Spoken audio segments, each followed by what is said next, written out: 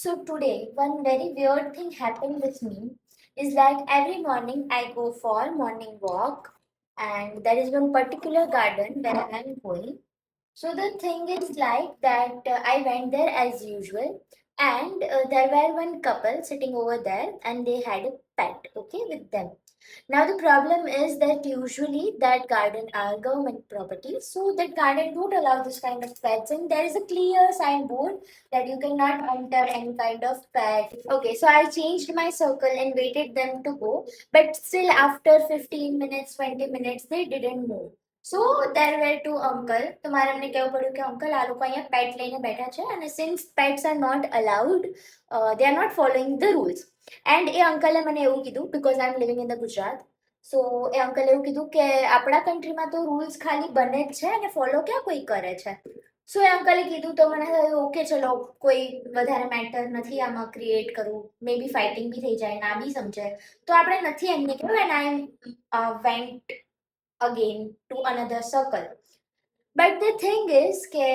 મને 5 minutes walk કર્યા પછી મને રિયલાઇઝેશન થયું કે આ વસ્તુ ખોટી છે and we need to solve this અને હું આવી વસ્તુ ટોલરેટ ના કરું વધારે પડતી સો અને હજી આ સ્ટોરીમાં એક ટ્વિસ્ટ બી છે તો પછી મને થયું કે ના આ વસ્તુને આઈડેન્ટિફાઈ કરવી જોઈએ આ પ્રોબ્લેમને અને મેં ત્યાં જે બેઠા હતા કપલ એમને એને બહુ પોલાઇટલી બહુ જ શાંતિથી કીધું મેં કીધું કે અહીંયા પેટ્સ અલાઉડ નથી અને મને I am really scared of the pets તો પ્લીઝ તમે આ પેટને અહીંયા અલાઉડ નથી રૂલ છે so that you follow that rule તો દેટ બોય વોઝ લાઈક કે તને ખબર છે કે હું કોણ છું બટ એની સાથે જે ગર્લ હતી એણે એને એમ કીધું કે ના એને કઈ જાજી લપ ના કરીશ અને ચલો અહીંયાથી જઈએ and that boy was telling me like બહુ જ ગુસ્સામાં એટલે he was very angry about it કે મેં આવી રીતે કીધું કે અહીંયાથી પેટને અલાઉડ નથી તો લઈ લો તો પછી મને રિયલાઇઝેશન થયું કે એ બંને મારી વાત એટલા માટે માની ગયા થોડી 2-3 મિનિટ એમણે કરી હતી they were fighting for 2-3 minutes that boy એમણે મારી વાત સાંભળી અને માની ગયા બીકોઝ કે એ જે ગર્લ હતી એ માઇનર હતી એ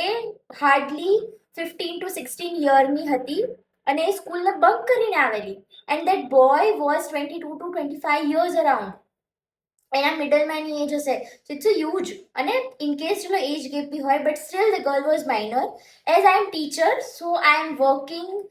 in a schools of Gujarat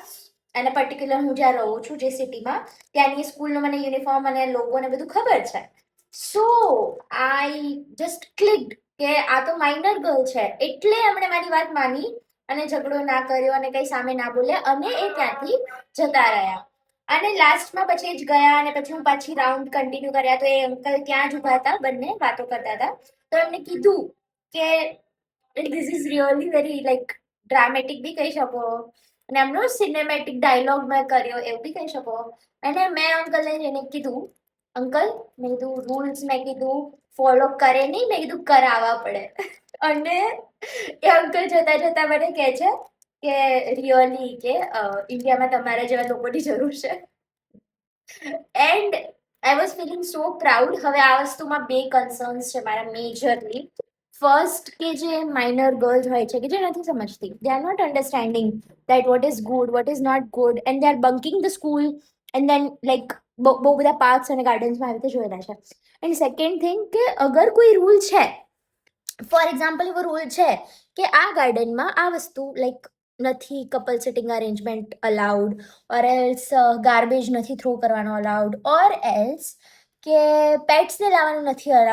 allowed તો એ કંઈક રીઝનથી એવા રૂલ્સ હશે so why we need to break the rule શું કામ બ્રેક કરવા છે રૂલને ફોલો કરો એટલીસ્ટ તમારી પાસે પેટ છે તો અહીંયા ઘણા બધા એવા પાર્ક્સ છે ઝોન્સ છે રોડ્સ બી છે જ્યાં તમને કોઈ એમ નથી કહેવાનું કે તમે શું કામ અહીંયા પેટને લઈને આવ્યા okay they will not definitely not tell you that don't do this don't do that એવું કોઈને હક ના હોય કોઈને કહેવાનો બટ જો અગર એ પર્ટિક્યુલર રિજનમાં એવા રૂલ બનેલા છે કે આ વસ્તુ અહીંયા નથી કરવાની so why we need to do that કેમ આપણે એ જ વસ્તુ કરવી છે અને જ્યારે કોઈક આપણને કહે પણ છે કે આ અહીંયા રૂલ છે આને પ્લીઝ ફોલો કરો પોલાઇટલી કહે છે તો આપણે એને માનવું જોઈએ લાઈક એક્સેપ્ટ યોર મિસ્ટેક કે ઓકે થઈ ગયું હવે નથી કરવી આ વસ્તુ so this need to be literally this where the to concerns of mind and yeah that's it. મારે તો આજની લાઈક મોર્નિંગમાં જ મને એટલો સરસ આમ શીખ મળી ગઈ લાઈફની કે આપણે બી કંઈક આઉટ ઓફ રૂલ કરતા હોય તો હવે મને ખુદને બી યાદ રહેશે કે આઉટ ઓફ ધ રૂલ કામ ન કરવા જોઈએ. Okay, bye bye.